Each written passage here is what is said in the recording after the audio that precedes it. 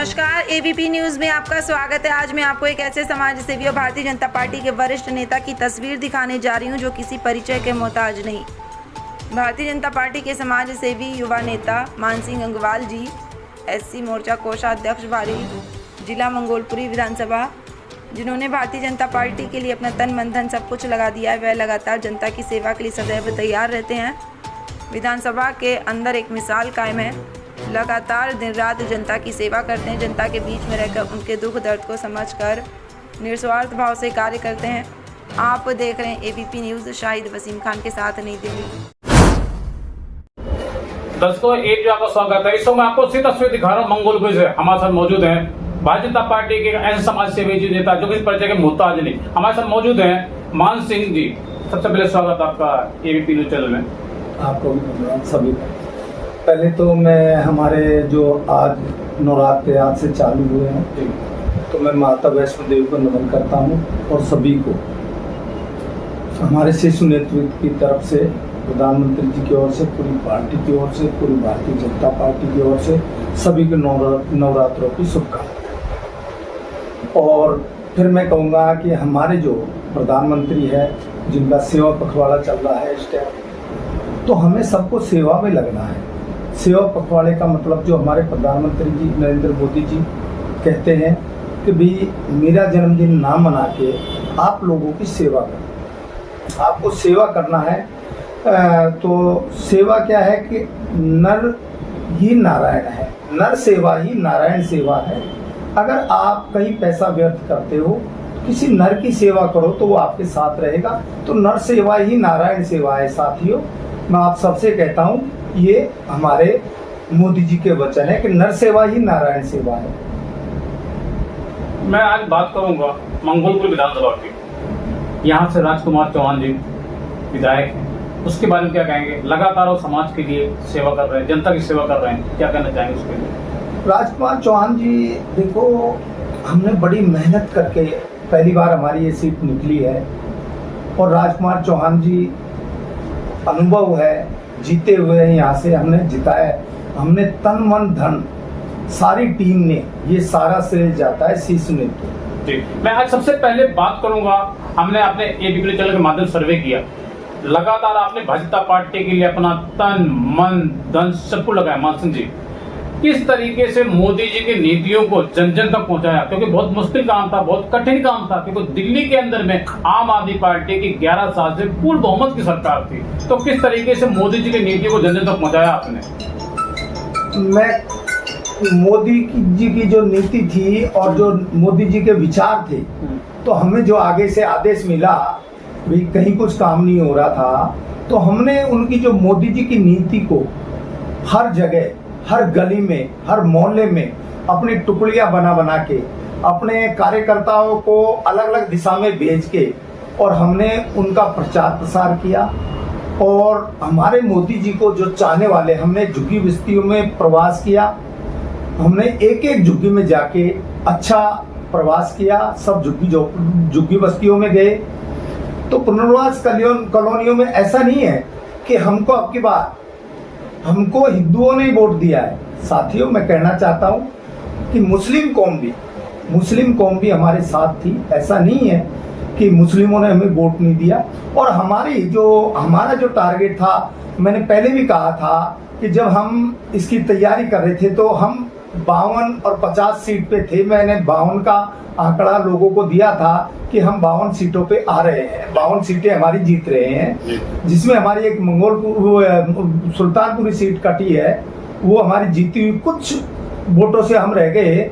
तो मुझे ज्यादा दुख उसका रहा कि हम 48 सीटों से तो जीते, पर मेरी जो आत्मा संतुष्ट नहीं हुई कि हम जो 52 सीटों पे जीत रहे थे, वहां हमारी 48 सीट रही। तो हमारे एक एक कार्यकर्ता ने, हमारे जो भाजपा के जो भी जितने भी शीर्ष नेतृत्व ने जिनको आदेश दिया, उनने दिल खोल के मेहनत करी, हर घर में गए, हर घर में प्रचार प्रसार किया। और हमारे श्री राम जी का जो मंदिर बना था, उसके लिए हमने सबसे चंदा लिया और चंदा लेने के कारण लोग इतने उत्साहित थे उस टाइम इतने उत्साहित से भाई साहब हमारी पर्ची नहीं काटी, जी। क्या श्री राम जी के उसमें हमारा अधिकार नहीं है, क्या मंदिर में हमारा अधिकार नहीं है। तो सब लोगों ने बड़ी मेहनत के साथ ये कार्य किया है और आगे से आके जो जनता थी वो आगे आई और हमसे सब हमारे सबके साथ लग के हमसे कहा जनता ने कि भाई आप हमारी भी पर्ची काटिए। देखो कितनी उत्साहित थे लोग पर्ची कटवाने के लिए कि श्री राम जी का मंदिर तैयार होगा। तो ये मोदी जी की नीति है और जो मोदी जी ने जो कार्य किए हैं, जो कहा है, जैसे धारा 370 को हटाना, मोदी जी को ये था कि भी ये जो अपना मंदिर था अयोध्या मंदिर, श्री राम मंदिर बनवाया कई वर्षों से। अगर मैं बात करूं तो राम मंदिर एक ऐसा मुद्दा था जिसको सियासत गर्मियां में इसको लिया जाता था, सियासत के तौर पर इस्तेमाल किया था, लेकिन देश के प्रधानमंत्री नरेंद्र मोदी ने वो करके दिखाया। वो करने का रीजन है कि लोग विपक्ष वाले इसको एक चुनाव मुद्दा ले रहे थे, कि भी हर बार श्री राम के इनके पास एक ही है राम जी का जो मुद्दा कि उसी पे चुनाव लड़ते हैं। साथियों ऐसा नहीं है, सारी जनता को करके दिखाया, सबके सामने रहा। आज श्री राम मंदिर बना है और मैं बड़ा संतुष्ट हूँ। मैं श्री राम जी को प्रणाम करता हूँ और हमारे मोदी जी जैसे ही 370 हटी, 370 हटने के बाद उन्होंने इसका जोर शोर से काम चालू किया। जोर शोर से काम चालू करने के बाद में तत्काल श्री राम जी का मंदिर बनाया। तो साथियों श्री राम जी का मंदिर बनाने के बाद में आपको जो पता है, आपने भी देखा, सबने देखा कि हमारी 48 सीटें आई। मेरा आपसे कुछ खास सवाल है, तो मैं खास सवाल पर चर्चा करूंगा क्योंकि भारतीय जनता पार्टी के अंदर मंगोलपुर विधानसभा के अंदर आप एक युवा नेता हैं। आपने भारतीय जनता पार्टी के लिए अपना तन मन धन सब कुछ लगा रखा है। मैं आज कुछ खास मुद्दे पर चर्चा करूंगा। दिल्ली की पहली एक ऐसे मुख्यमंत्री, सर्वश्रेष्ठ मुख्यमंत्री मैं कहूंगा, रेखा गुप्ता जी, जो लगातार 2 बजे रात को सड़क पर होती हैं, रोड पर होती हैं, क्या कुछ कहना चाहेंगे? देखो रेखा गुप्ता जी जो हमारे हैं वो संघ से भी, मेरी बड़ी बहन रेखा गुप्ता जी संघ से भी लोग, सब लोग बहनी मानते हैं, क्या वजह है? बहनी मानते हैं। देखो हमारे जो ये हमारे बीजेपी का एक जो प्रचलन है और सभ्यता है। आज मैंने पहली बार ऐसा सवाल किया है, लेकिन मैं जहाँ भी जाता हूँ तहाँ सबको रेखा दीदी को सब लोग बहन मानते हैं, तो दीदी बहन मानते हैं, मेरी बड़ी बहन है। मैं रेखा बहन जी को, देखो इनने जो संघर्ष किया परत से अर्श पर है, तो ये बीजेपी पार्टी है। मेरी बहन जी ने कितना संघर्ष किया एक एक घर जाके, और आज जब कोई भी काम होता है तो रेखा गुप्ता जी को जैसे ही निमंत्रण मिलता है वहां चाहे 2 मिनट रुके चाहे 1 मिनट रुके पहुंचती है। मैं पहली बार आज बात करूंगा आपसे। मैंने दिल्ली के अंदर एक मिसाल कायम है। मैंने पहले एक ऐसे मुख्यमंत्री देखा है, रेखा गुप्ता जी को, लगातार एक ना कोई विधायक ना निगम पार्षद, कोई सांसद अपने क्षेत्र में लगातार नहीं पहुंच पाता, लेकिन रेखा गुप्ता जी पूरी दिल्ली के अंदर किसी विधानसभा के अंदर आप देख लें लगातार वो हाजिर होती है। ये बीजेपी की पहचान है, ये हमारे मोदी जी की पहचान है। मोदी जी एक ऐसे व्यक्ति है जो संत प्रवृत्ति के हैं। मैं उनको संत कहता हूं शुरू से ही।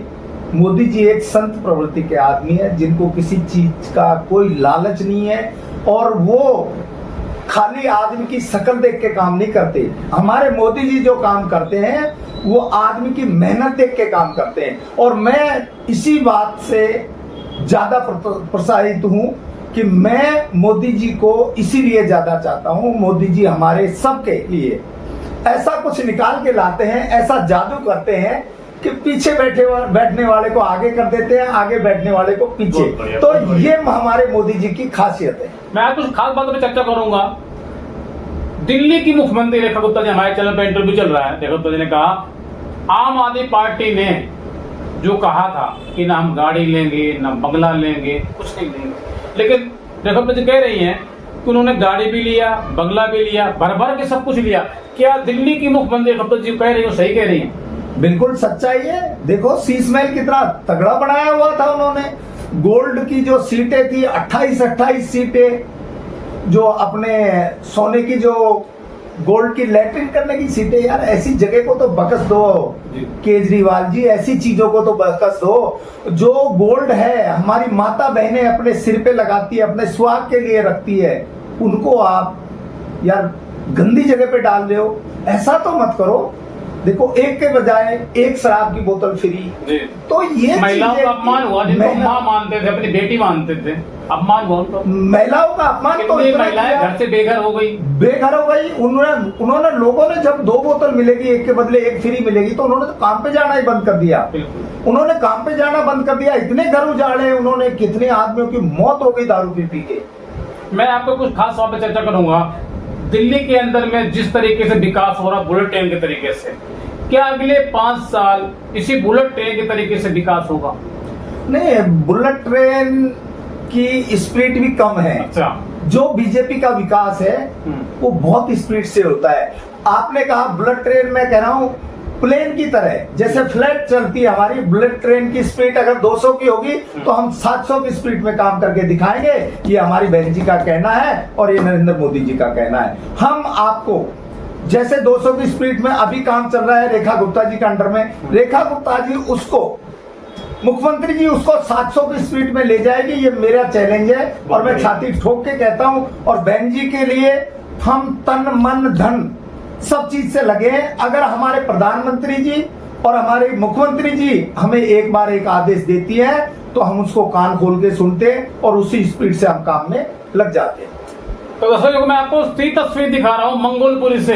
हमारे साथ मौजूद है भाजपा पार्टी के ऐसे युवा नेता जिस परिचय के मोहताज नहीं, मान सिंह जी, जिन्होंने भाजपा पार्टी के अपना तन मन धन सबको लगाया। इन्होंने साफ साफ कहा कि दिल्ली की मुख्यमंत्री शब्द अगर कहेंगे तो पार्टी के लिए अपना तन मन धन सबको लगा देंगे। तो मेरा आपसे पहला और आखिरी सवाल, क्या आपको लगता है जिस तरीके से दिल्ली के विधानसभा चुनाव में भाजपा पार्टी की पूर्ण बहुमत की सरकार बनी, इसका सीधा सीधा असर बिहार चुनाव मिलने वाला है? बिहार चुनाव हम जीते हुए, मेरे से लिखवा लो गुरु जी, बिहार चुनाव हम जीत के रहेंगे। हमारे चैनल पे एक पीतमपुरा संदेश बिहार से एक जोशी महाराज हैं, उन्होंने पूरा बायोडाटा तैयार कर रखा है। मैं आपको लिंक दिखाऊंगा, आपको भेजूंगा, पूरा तैयार है। उन्होंने 2004-7 से ही कहा था कि देश के प्रधानमंत्री नरेंद्र मोदी जी कब तक रहेंगे। अभी उन्होंने दावा किया है, अभी चुनाव नहीं हुआ बिहार का, बंगाल का चुनाव नहीं हुआ, लेकिन 152+ लोग दिखा रहे हैं। मैं आपको लिंक भेजूंगा, आपको दिखाऊंगा। चुनाव बिहार के अंदर आप जीत रहे हैं, बंगाल के अंदर भी आप चुनाव जीत रहे हैं। उन्होंने ये भी दावा कर दिया है कि 2031 तक देश के प्रधानमंत्री नरेंद्र मोदी जी रहेंगे। अभी तक उन्होंने जो कुछ भी कहा सब सच कहा। बिल्कुल सच्चाई है। देखो, बिहार हम जीत रहे हैं, बंगाल हम जीत रहे हैं, कोई इसमें कोर कसर अगर कोई कहता है तो मैं गारंटी देता हूं बिहार और बंगाल हम जीत रहे हैं और अच्छे मार्जिन से हम जीत रहे हैं। अच्छा, मुझे एक बात बताइए माधव जी, विजय बंसल जी संदेश बिहार पीतमपुरा में रहते हैं, उन्होंने 2007 से जो भी कहा सब सत्य हुआ। अभी आगे उन्होंने कहा था देश के प्रधानमंत्री नरेंद्र मोदी जी कब तक देश को संभालेंगे। उन्होंने कहा कि 2031 तक वही रहेगा, उसके बाद कोई आएगा। किस तरीके से इसको वो देखते हैं? पहले मैनेजमेंट कर देते, पहले चुनाव नतीजे दिखा देते हैं। देखो जी, सच्चाई है और ये आदमी की जो अंदर की आत्मा बोलती है। और मैं तो चाह रहा हूँ कि आप कह रहे हो 2031 तक, मैं तो कह रहा हूँ 2047 तक, 2047 तक। अब हमारे मोदी जी में वो ताकत है। हमारे मोदी जी संघ प्रवृत्ति के आदमी हैं और उनमें पुराना जोश है। जो संघ में उन्होंने काम किया है वो खून उनमें दौड़ता है और वो उसी स्पीड से काम करते हैं। अभी मोदी जी, अगर कोई आदमी कह दे कि मोदी जी काम लायक नहीं है, आज भी अगर मोदी जी की जगह पे अगर कोई 17 साल का बच्चा काम करके दिखा दे, मैं गारंटी देता हूँ 17 साल का बच्चा थक जाएगा, मोदी जी नहीं थकेंगे। उस स्पीड से काम करेंगे। सच कह रहे हैं आप। मैं आपसे कुछ खास मुद्दे पर चर्चा करूंगा। मंगोलपुरी विधानसभा के अंदर हमने अपने एबीपी चैनल के माध्यम से सर्वे किया। आपकी एक मिसाल कायम है, आपने समाज के लिए, समाज की सेवा के लिए अपना तन मन धन सबको लगा रखा। भाजपा पार्टी के लिए लगातार आप काम कर रहे हैं। भाजपा पार्टी में एक दरी बिछाने वाले को टिकट दी जाती है, आपने देखा होगा। बिल्कुल। आपने देखा दिल्ली की सर्वश्रेष्ठ मुख्यमंत्री तो जी निगम पार्षद थी, विधायक चुनाव लड़ा उन्होंने, फिर देश के प्रधानमंत्री नरेंद्र मोदी ने उनको दिल्ली का सीएम बना। तो यदि पार्टी आपको मौका देती है 2027, वो करीब है वो दिन, यदि पार्टी आपको मौका देती है तो आपकी कौन सी जगह होगी, कौन सा विधानसभा होगी, कौन सा वार्ड होगा, आप चुनाव लड़ना चाहेंगे और जनता के लिए, समाज के लिए इसी तरीके से आप सेवा करेंगे जिस तरीके से जो आप तन मन धन से तैयार रहते हैं अभी? देखो, मैं तन मन धन से तैयार था। हमारे जो माननीय श्री राजकुमार चौहान जी का जो चुनाव आया, चंदोलिया जी का चुनाव आया, सांसद जी का, हमने तन मन धन से, हमने रात दिन प्यासे भूखे इस तरीके से रह के काम किया है।